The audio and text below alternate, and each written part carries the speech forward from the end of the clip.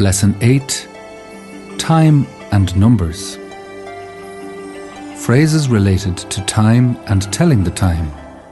Listen and repeat. What time is it? Cén táim é? It is 3 o'clock. Tá sé a trí a chlog. What time shall we meet? Cén táim a mhuilimid le chéile.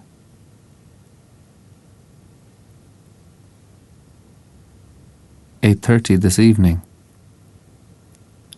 Leabhar tréis a hocht a nocht." How long is the film? Cé chomh fada is atá an scanán. 2 hours. Dhá uair a chloig. Now listen to these phrases and repeat. It is 2 o'clock. Tá sé a dó a chlog. The film is 3 hours long. Tá an scanán trí uair a chloig a ride. Now try saying, what time is it? Cén táim é? Now, let's go through the hours on the clock. 1 o'clock. A haon a chlog. 2 o'clock.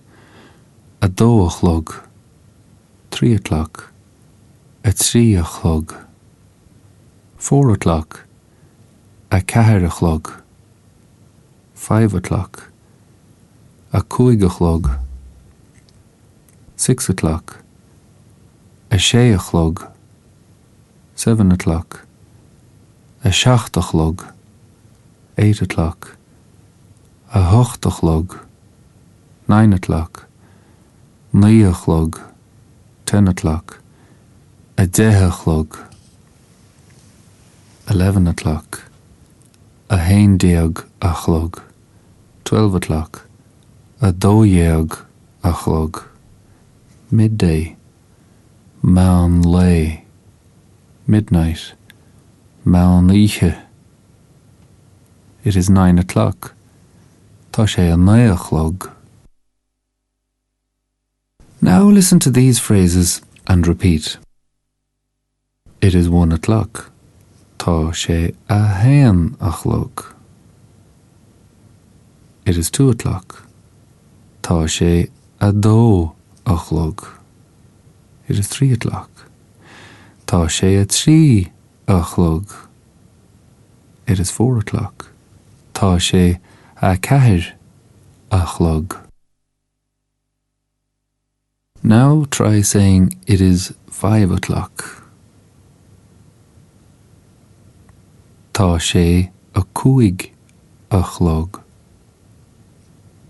Now try saying it is 6 o'clock.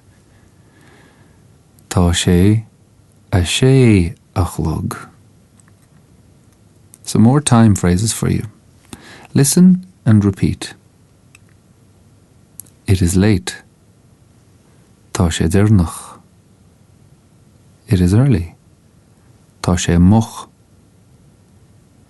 It is 7:15.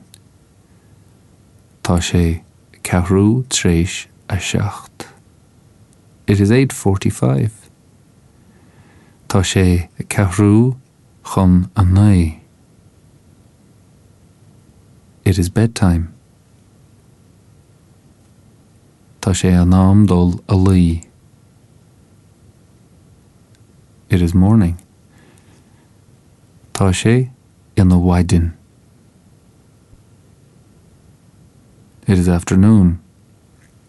Tá sé in the ránóna. It is evening. Tá sé in the ránóna. It is night. Tá sé in the oíche. Now listen to these phrases and repeat. It is 9:15. Tá sé I ceathrú tar éis an naoi. It is 10:45. Tá sé I ceathrú chun a haon déag. Organizing meetings. Listen to the following phrases and repeat. I'm sorry I couldn't meet you yesterday. Tá aiféil orm nach raibh an buaille leat inné. I'm busy today, I have an appointment. Tá mé gnóthach inniuh, tá cunne agam. Shall we meet tomorrow? Muailhe míad le chéile amárach. Next week would be better. Bheadh sé níos fearr bóla an teachtain se chugainn. Okay, put it in your diary. Má go leor, cur I do díolan é. Monday, de luain. Tuesday, de mát. Wednesday, de céadaoin. Thursday, der daoin. Friday, de híne. Saturday, de sathern. Sunday, de domhnach. Now listen to these phrases and repeat. Shall we meet on Wednesday? An muailhe míad le chéile an gcéadaoin. Next Friday would be better. Bheadh sé níos fearr bóla an ine se chugainn. I have an appointment. Tá cunne agam. Okay, put it in your diary. Ceart go leor, cur I do díolan é. Now try saying, I'm sorry I couldn't meet you on Saturday. Tá aiféil orm nach raibh an buaille leat de sathern. Now we will conclude this section by recapping on the vocabulary learned over the last 2 lessons. Listen and repeat. Campsite, Láthair Campála. Facilities, áisine. Caravans, caraváin. Opening hours, uaireanta oscailte. Playground, áit spree. On site, an láthair. Village, Sráid Bhaile. A double room, seomra dúbalta. A twin room, seomra dhá leaba. The rate, unráta. Peaceful, suimhnech. Booking, áirithint. Check out, fágála.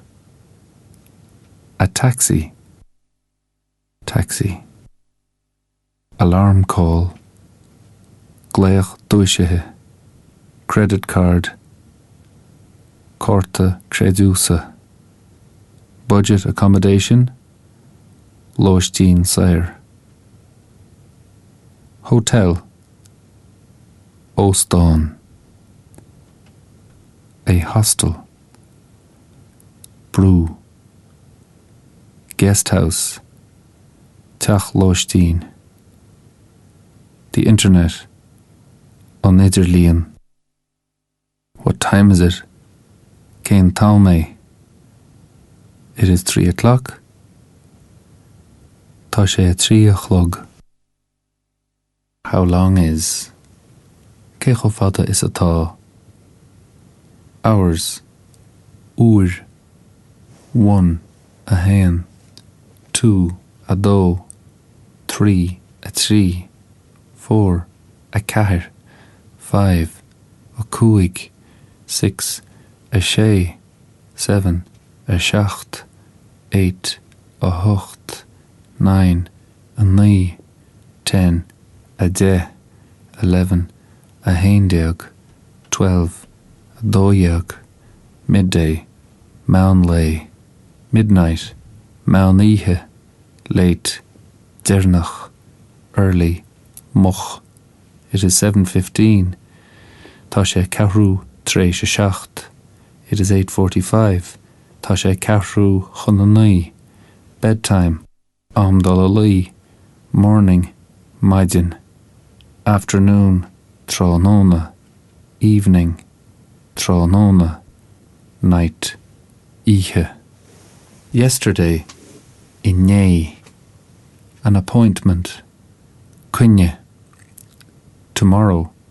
Amárach. Next week. An teachtain se chugainn. Okay? Ceart go leor. Diary. Díalan. Monday. De luin. Tuesday.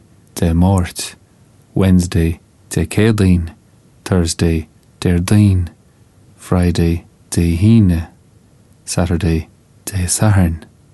Sunday. De dónaig.